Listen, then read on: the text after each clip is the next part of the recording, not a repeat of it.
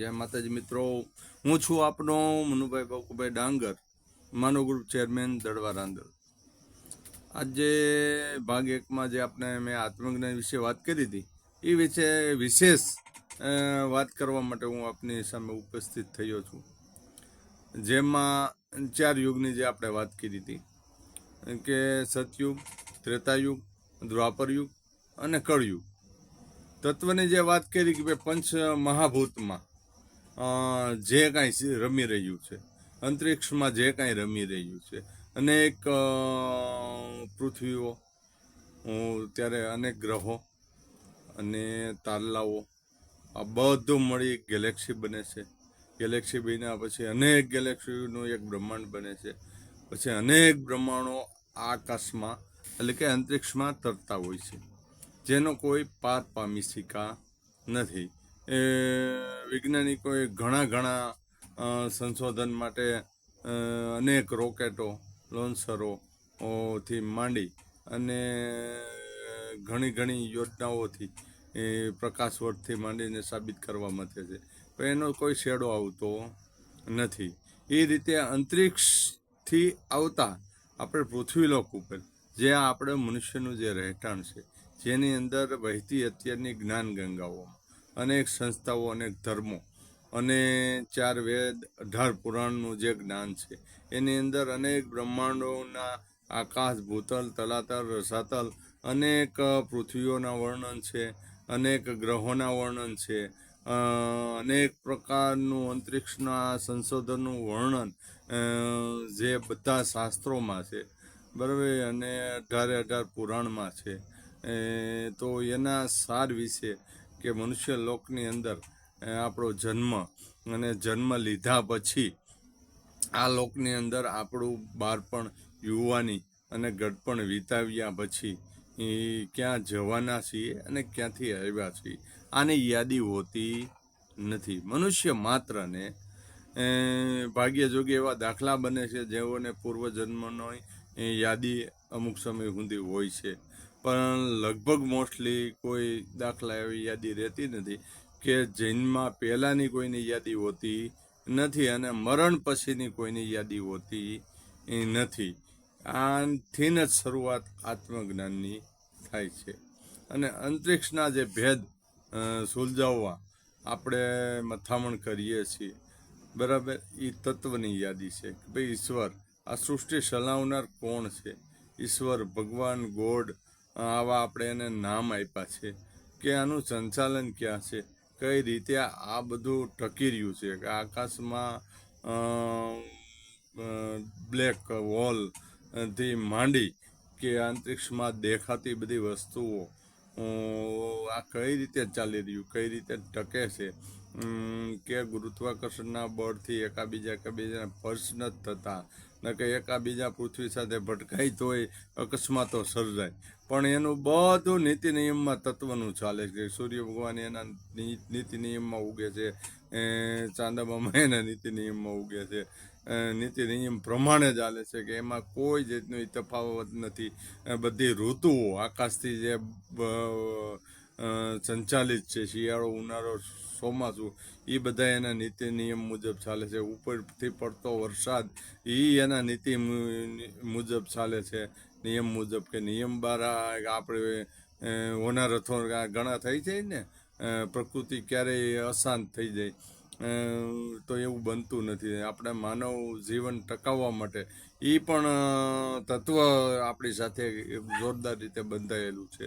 એ તત્વજ્ઞાનની વાત, જેને કહીએ ને તત્વ કહી શકાય, જેના નામ ઈશ્વર, ભગવાન, ગોડ બધા આપણે આપ્યા છીએ.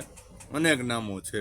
એ પછી ઘણા સંપ્રદાયો આ છે તે વિવિધ નામો છે, પણ એ તત્વની મૂળ પ્રેરણા સ્ત્રોત્ર એને કોઈ પામી શક્યું નથી.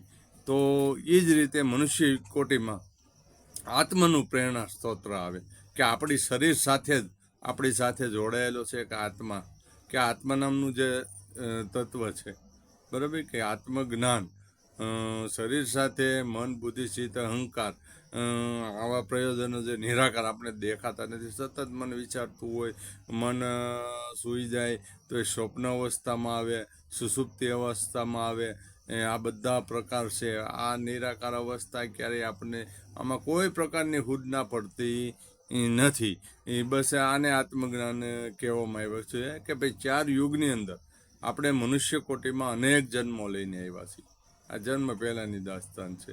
અનેક જન્મોમાંનો આ આપણો જન્મ હોય છે, જેમાં આપણે બાળપણથી માંડી યુવાની, વયોવૃદ્ધ, પ્રૌઢ અવસ્થા અને પછી દુનિયા છોડી અને જવાનો જે તબક્કો આ વારંવાર ઘટિત થતો હોય છે.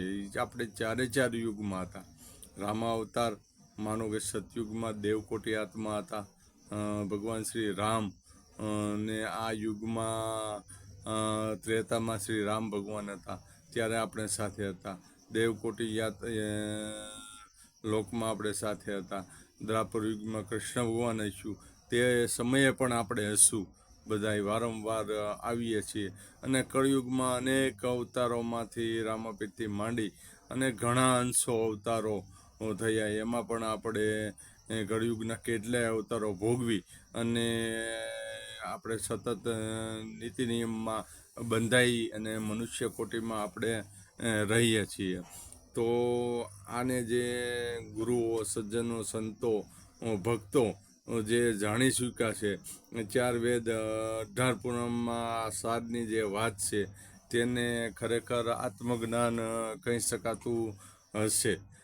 આવા મનોમંથનથી હું આપની સમક્ષ આજે જે વાત લઈને આવ્યો છું કે આત્મજ્ઞાનની, આપણે ઘણા કિસ્સાઓ જોઈએ છીએ કે જેની અંદર લોકો આત્મજ્ઞાનમાં સતત મથતા હોય છે અને સાધુ સંતો સતત મથતા હોય છે અને સારા માણસો સતત મથતા હોય છે. માનવતામય જીવનની પ્રેરણા સાથે માણસો અનેક પ્રકારના સદકાર્યો કરતા હોય છે. મન બુદ્ધિ ચિત્ત અહંકારથી ચાલતા શરીરની અનેક વ્યાખ્યાઓ છે. એ વ્યાખ્યા ઉપર માણસો યોગા થી માંડીને બધા કાર્યો કરે છે. બધા સંપ્રદાયો અનેકાના આપણે નિશોડ આપે છે. તો આત્મજ્ઞાન જાણવાની જે જિજ્ઞાસા, તત્વજ્ઞાન જાણવાની જે જિજ્ઞાસા ની જે તમને આજે વાત કરવા હું જઈ રહ્યો છું, એ વિશે મારે પણ કંઈક જાણવાનું છે તમારી પાસેથી, અને તમારે ઘણું મારી પાસેથી જાણવાનું.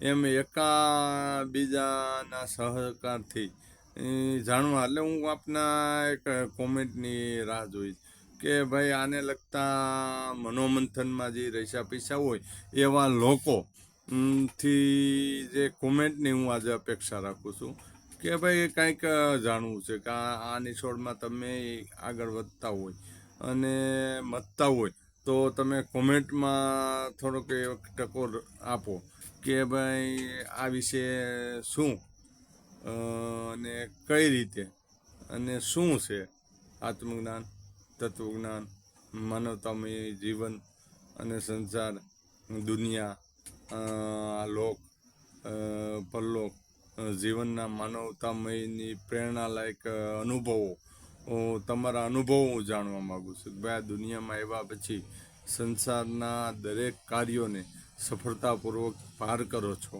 એમાં જે આત્મજ્ઞાનની જે ઝંખના છે, જે તત્વને જાણવાની ઝંખના છે, જન્મ પહેલાં અને જન્મ પછી શું, હું તો કોમેન્ટમાં આપની અપેક્ષા રાખું છું. એવા લોકો ખાસ કોમેન્ટ કરે, લાઈક ને શેર, અને ખાસ આપણી સાથે વધુ સમય વિતાવવું એવી આશા સાથે જય માતાજી હું વિરમું છું.